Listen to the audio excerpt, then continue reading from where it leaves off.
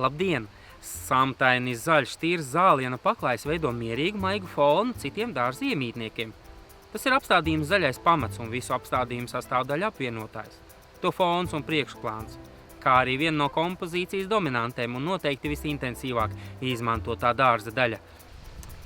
Šoreiz parādīsim klasiska piemājas zāliena ierīkošanas pamatprincipus. Pirmais – sagatavosim pamatni, tad izveidosim auglīgās augsnes virskārtu, sagatavosim šo virskārtu sēšanai, un, protams, ka pašu sēšanu. Pamatnes sagatavošana ir viens no darbietilpīgākajiem un rūpīgāk veicamajiem darbiem. It īpaši, ja vēlaties iegūt ko līdzīgu angļu mauriņam. Jebkurā gadījumā no sākuma attīrīsim vietu, novāksim akmeņus, zarus un tad izlīdzināsim grunts reliefu. Nelielā dārzā to var darīt arī ar rokām. Tomēr, ja jāizlīdzina lielākas platības, parasti ņem talkā traktoru tehniku.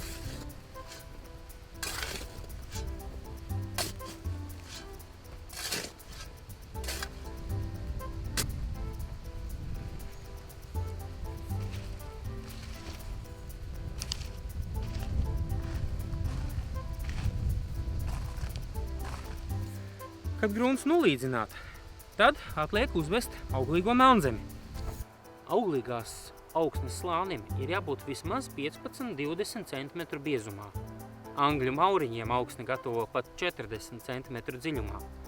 To līdzina ar 1–2% slīpumu uz novadgrāvju pusi, lai liekais mitrums vieglāk novadītos un neveidotos peļķes zāliena vidū. Nelielākos dārzos nolīdzināšana var veikt uz aci, bet tur, kur reliefa līdzenums ir svarīgāks, vajadzēs pielietot precīzākas metodas. Piemēram, vienādā attālumā iedzītu mietiņu tīklu. Metodei nepieciešams līmeņrādis, aukla un mietiņi. Ar mietiņiem, kuriem dažādos augstumos ir uzliktas atzīmes, ir iespējams izveidot sarežģītāku, piemēram, divslīpu reliefu. Kā to dara? Mietiņus ar līmeņrāžu un auklas palīdzību sadzīsim zemē vienādā augstumā un vienādos attālumos pa visu apsējamo platību.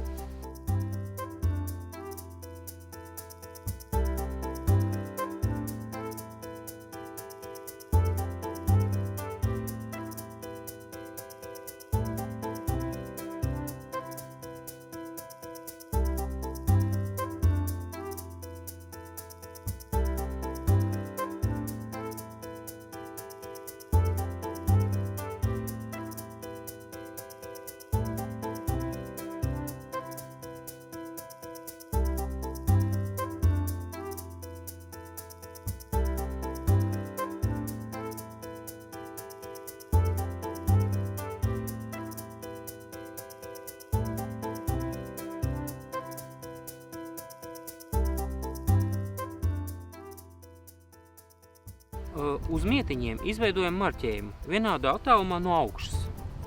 Šādā gadījumā veidosies plakana virsma.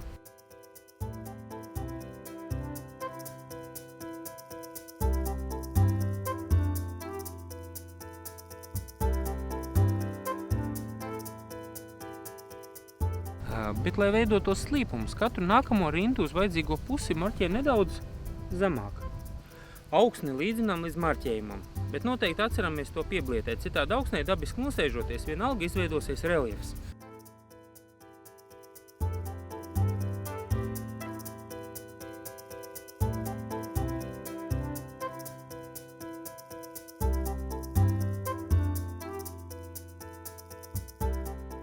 Pieblietēšanu var veikt piemīcot ar kājām vai izmantojot speciālu veltni. Atcerieties, ka pieblietēt var nākties pat vairākas reizes atkarībā no zemes mīkstuma.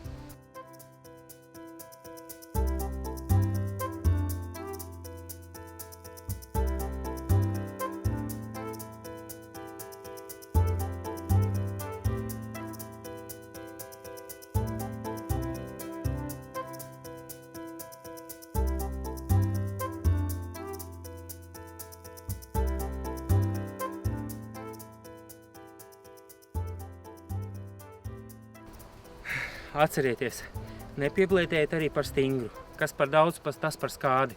Zāliena sēklē pārāk cieta augsnē ir grūti iejaukties. Ļoti labi ir ļaut augsnē dabiski nosēsties. Kā piemēram, var sagatavot apsējamo platību jau rudenī, bet pašu sēšanu veikt pavasarī.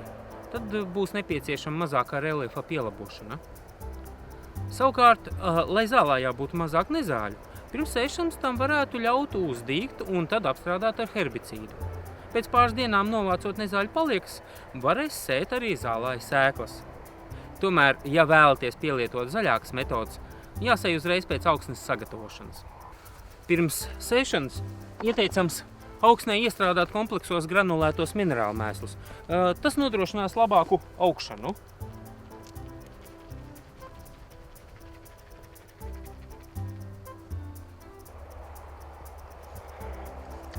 Tad, kad esam izkaisījuši minerālu mēslus, mēs tos varam iestrādāt augsnē ar ierušināšanu.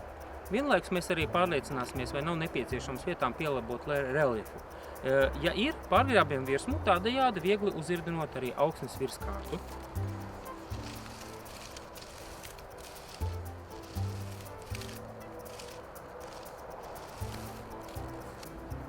Pašu sēšanu vislabāk veikt maijā vai jūnijā, tad augsnē vēl saglabājas dabiskais mitrums. Tomēr var sēt arī vasarā, nodrošinot, protams, laistīšanu, vai pat rudenī, aptuveni līdz septembra vidum, lai zāliena augi pirms sala pagūst iesakņoties. Izsējas norma parasti ir kādi 2 līdz 3 kg uz 100 kvadrātmetriem, atkarībā no izvēlētā zāliena tipa. Ražotājs to parasti norāda uz iepakojumu. Sējot ar rokām vai rokas sēja mašīnu, ieteicams izmantot tos pašus mietiņus, ko lietojāt reliefa veidošanā. Vispirms sadaliet apsējamo platību vienmērīgos laukumos, un tad izreiķiniet, cik sēklas būs nepieciešams uz šādu laukumu, pēc izsējas normas, un pēc tam sadaliet izsējamo sēklu 2 daļās. No sākuma to sēja vienā virzienā, tad otrā. Tas tiek darīts tāpēc, lai sēkla izsētos vienmērīgāk.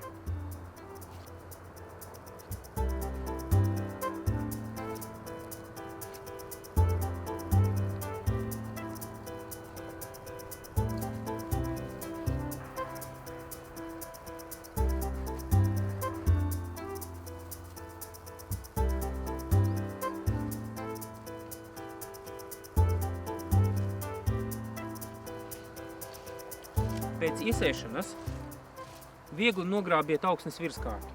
Tādējādi jūs viegli ierušināsiet sēklu zemē.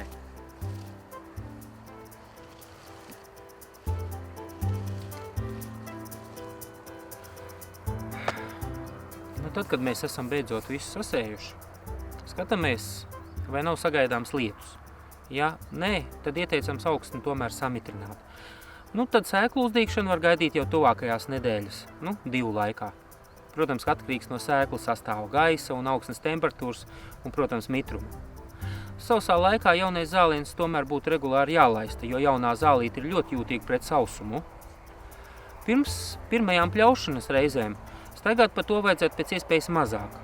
Pirmo pļaušanu varētu veikt tad, kad ir zāle sasniegusi jau aptuveni 5 cm augstumu.